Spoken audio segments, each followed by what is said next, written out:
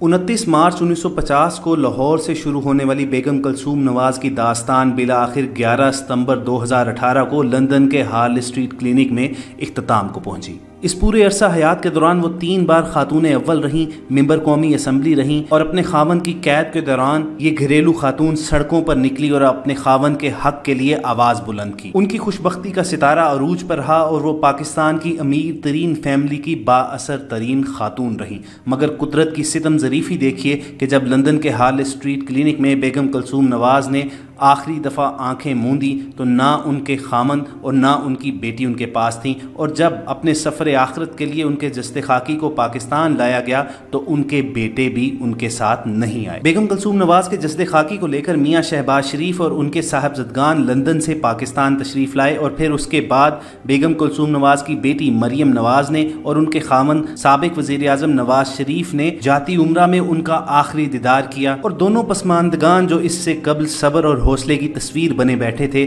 اس وقت اپنی ہمت جمع نہ کر سکے اور اپنے جذبات پر کنٹرول نہ رکھ سکے اور پھوٹ پھوٹ کر رو پڑے۔ ملکی تاریخ میں 3 بار خاتون اول رہنے کا منفرد اعزاز رکھنے والی بیگم کلثوم نواز جب 1 سال علالت کے بعد لندن میں انتقال فرما گئیں تو اس کے بعد ان کا نماز جنازہ جمعرات کو پاکستانی وقت کے مطابق سپہر 4:22 پر لندن کے ریجنٹ اسلامک پارک میں ادا کیا گیا، جس میں ان کے بیٹوں حسین نواز اور حسن نواز میں جبکہ شریف فیملی کے دیگر افراد نے بھی شرکت کی۔ نماز جنازہ میں لگ بھگ 8000 کے قریب افراد شریک ہوئے، اور نماز جنازہ کی ادائیگی کے بعد کلثوم نواز کی میت کو اسلامک سینٹر سے پاکستان لانے کے لیے ایئرپورٹ روانہ کیا گیا، جہاں میت کو سردخانے میں رکھ دیا گیا۔ پاکستانی وقت کے مطابق ان کی میت رات 11:15 بجے کے قریب PI کی فلائٹ PK 758 کے ذریعے لندن سے لاہور روانہ کی گئی۔ بیگم کلثوم نواز کے دونوں بیٹے تو میت کے ساتھ نہیں آئے، شہباز شریف، حسن نواز، حسین نواز اور اسحاق ڈار کی فیملیز کے ہمراہ میت لے کر PIA کی پرواز کے ذریعے علامہ اقبال انٹرنیشنل ایئرپورٹ پر پہنچے۔ بیگم کلثوم نواز کی میت اور شریف فیملی کے افراد کو سخت سیکیورٹی کے حصار میں جاتی عمرہ پہنچایا گیا۔ میت ایئرپورٹ سے سیدھا شریف میڈیکل سٹی پہنچائی گئی، جہاں میاں نواز شریف نے اپنی اہلیہ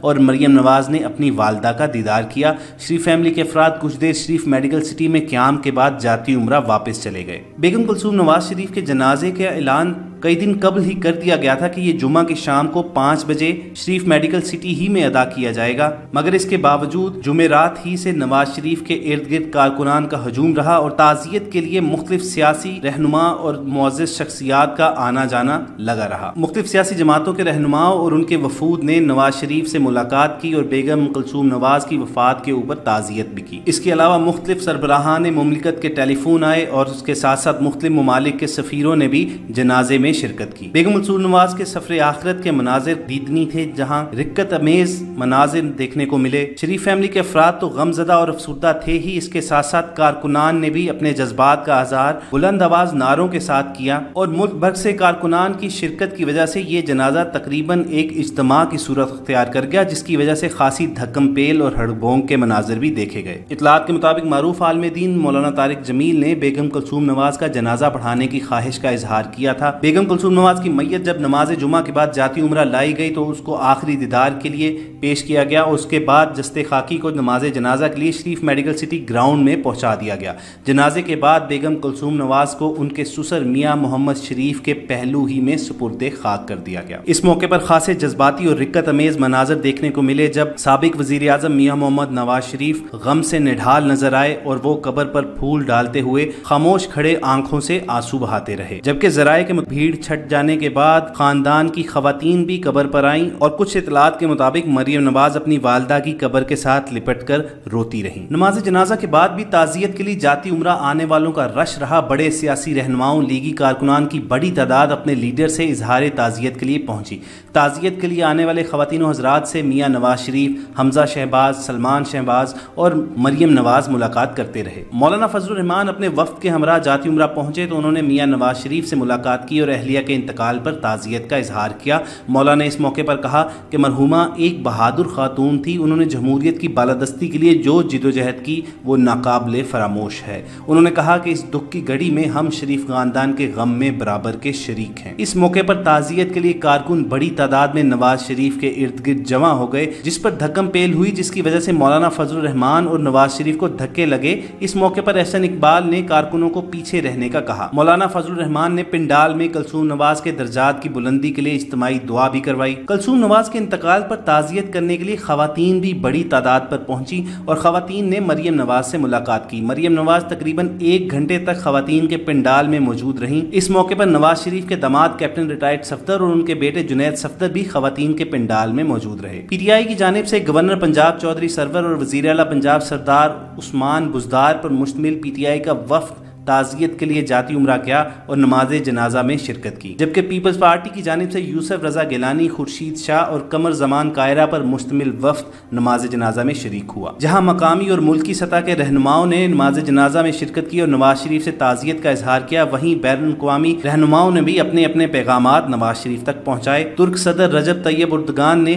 टेलीफोन किया और उनकी अहलिया कलसूम नवाज के इंतकाल पर इजहार ताज़ियत किया, जबकि सऊदी सफीर नवाफ बिन सईद अल मालकी ने सऊदी क़यादत की जानिब से नवाज शरीफ को ताज़ियत का पैगाम पहुंचाया। दोस्तों, मरहुमा बेगम कलसूम नवाज बिलाशुबा एक खातून और एक माँ की हैसियत से काबिले एहतराम शख्सियत थी, मगर नहायत अफसोस के साथ कहना यह पड़ रहा है कि उनकी मौत को भी अंधाधुंध अकीदत ने और उसी तरह अंधाधुंध तासुब ने मुतनाज़ा बना दिया। जहां लंदन में उनकी नमाज जनाजा के बाद पाकिस्तान मुस्लिम लीग के कारकुनान ने बाकायदा नारेबाजी की, जो एक निहायत अफसोसनाक अमर था, क्योंकि इन मौकों पर हमने यही देखा है कि नारेबाजियों के बजाय जिक्र और कलमा तैयबा का विर्द किया जाता है। मगर दूसरी तरफ नून लीग के जो मुखालिफिन थे उन्होंने भी कोई होश और दानिशमंदी का सबूत नहीं दिया और वो सोशल मीडिया पर शरीफ खानदान के बारे में तरह तरह के इल्जामात दोहराते रहे और अजीब व गरीब किस्म के कचोके लगाते रहे। और इस सारे मामले में वो तमाम तर इस्लामी और समाजी रिवायात को भुला दिया गया, जिनके मुताबिक हम गुजर जाने वाले यानी फौत हो जाने वाले शख्सियत के बारे में अच्छे अल्फाज दोहराते हैं और उसके इसाले सवाब के लिए दुआ करते हैं। शरीफ फैमिली के साथ किसी के इख्तलाफात चाहे किसी भी दर्जे के हों,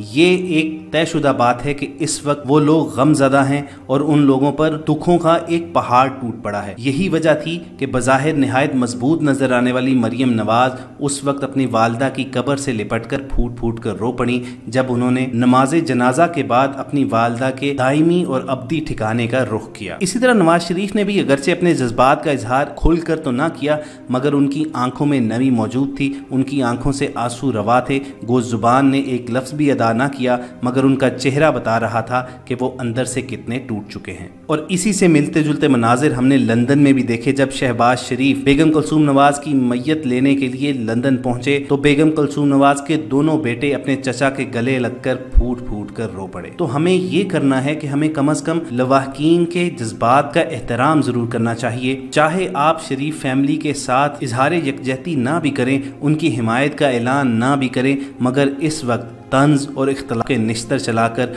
उनके जख्मों को मजीद गहरा मत कीजिए। यही हमारे दीन ने हमें सिखाया है और यही अल्लाह और उसके रसूल के अहकामात भी हैं। हमें हर गुजरने वाले शख्स, हर वफात पा जाने वाली शख्सियत की ज़िंदगी से सीखना चाहिए और सबक हासिल करना चाहिए। और बेगम कुलसूम नवाज की ज़िंदगी का सबक यही है कि इंसान चाहे जितना भी बाअसर और ताकतवर क्यों ना हो जाए, एक ना एक दिन उसे लौटकर अपने रब की तरफ ही जाना है और मौत का जायका चखना है। और हम सबको इसी एहसास के साथ ज़िंदा रहना चाहिए कि एक दिन हम अल्लाह की बारगाह में हाजिर होंगे और अपने अमाल के लिए जवाबदेह होंगे। अल्लाह ताला हम सबको सीखने की तौफीक दे और बेहतर इंसान और मुसलमान बनने की तौफीक अता फरमाए। इस दुआ के साथ अपनी इस वीडियो को इख्तिताम करेंगे। हमारे साथ जुड़े रहिए और इसका तरीकाकार ये है कि आप रेड सब्सक्रिप्शन बटन पर क्लिक कीजिए और बेल आइकॉन को प्रेस ज़रूर कीजिए, और इस तरह आप हमारे सब्सक्राइबर बनने के बाद अपलोड होने वाली हर वीडियो को हासिल कर सकेंगे। मुल्की मामलात पर ताज़ा तरीन अपडेट्स के साथ दोबारा आपसे मुलाकात होगी। अपना ख्याल रखिए। अल्लाह हाफिज़।